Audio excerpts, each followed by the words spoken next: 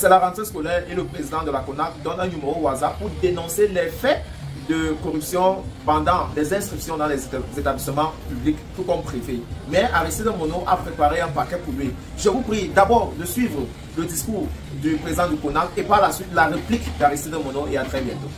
Donc, au fur et à mesure que nous avons travaillé, et ça le chef de l'État nous l'a dit un jour, la lutte contre la corruption est une activité permanente, de longue haleine.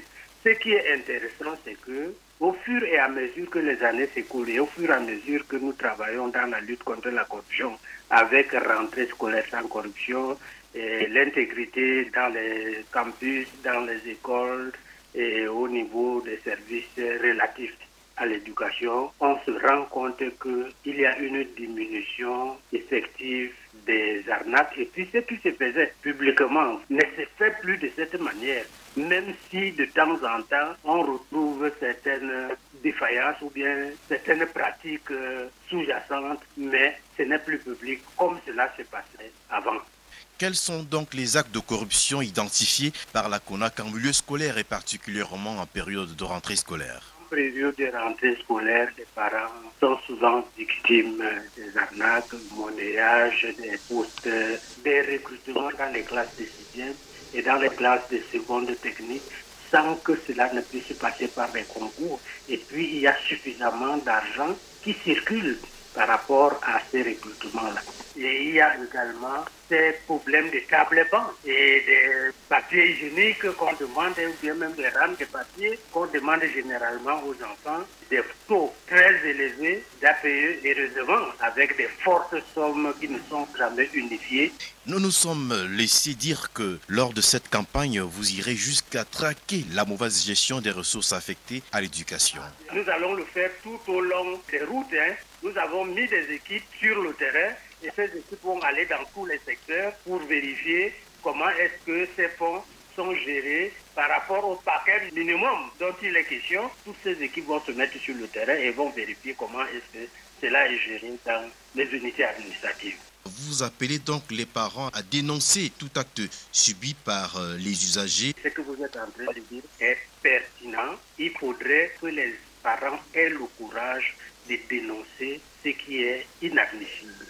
C'est un défi que les parents doivent relever parce que plus on va former une jeunesse intègre qui compte sur les valeurs, plus nous aurons un Cameroun qui sera dépouillé de la corruption. Et nous rappelons ici le numéro vert, le 1517, qui est encore très utile. Et le numéro WhatsApp, c'est le 658 26 26 82 pour que les parents, etc., qui peuvent être témoins ou victimes des actes de corruption. Et depuis hier, mercredi, les équipes de la CONAC rangées en ordre de bataille et déployées sur l'étendue du territoire national. Passé la rentrée scolaire, vous allez tranquillement replier vers les états-majors? C'est pour toute l'année. On ne va pas se limiter à la rentrée uniquement. La répression, c'est pour toute l'année. Toutes les fois qu'on va descendre sur le terrain et qu'on rencontre des cas, on met la main là-dessus et on envoie ces cas là où il faudrait le faire. C'est toute l'année. Donc, ce n'est pas quelque chose de ponctuel. Il faudrait que les Camerounais sachent que pour construire la nation camerounaise, nous devons davantage la dépouiller des actes de corruption, développer les valeurs sur lesquelles il faut compter, et ceci est très important. Il nous est revenu que vous avez promis d'être impitoyable sur le terrain à la faveur de cette phase répressive.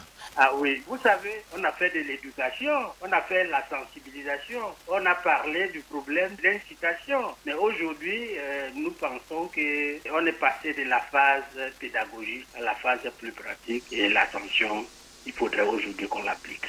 Révérend Dr Dieudonné Massingams, président de la Commission nationale anticorruption, merci et bonne campagne rentrée scolaire 2024 sans corruption. À vous aussi, toutes. Bonjour, rapport 2021 de la CONAC. Bouclons notre petite série de réflexions sur la question de la corruption au Cameroun.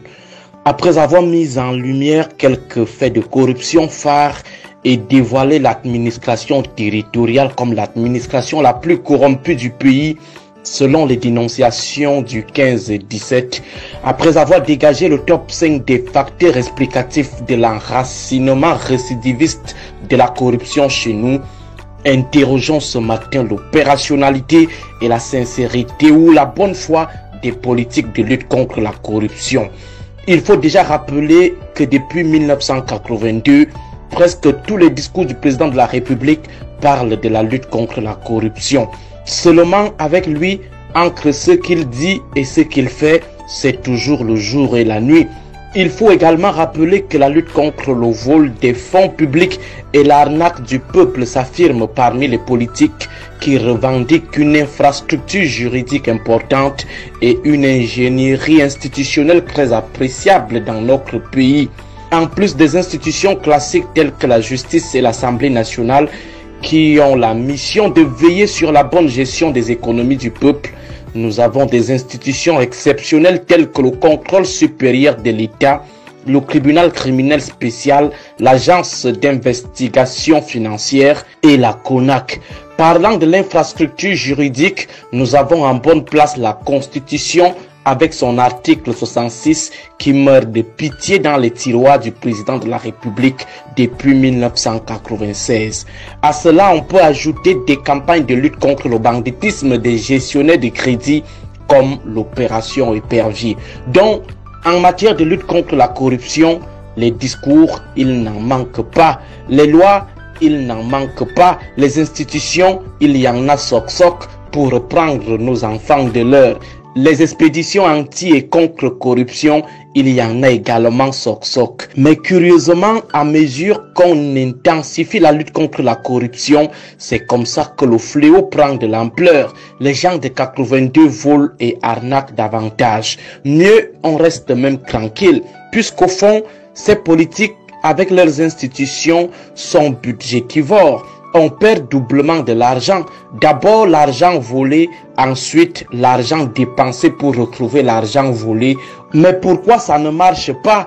Ça ne marche pas parce que, comme relevé hier à propos de l'usage politique et économique de la corruption, le président de la République n'a jamais eu l'intention de lutter véritablement contre la corruption.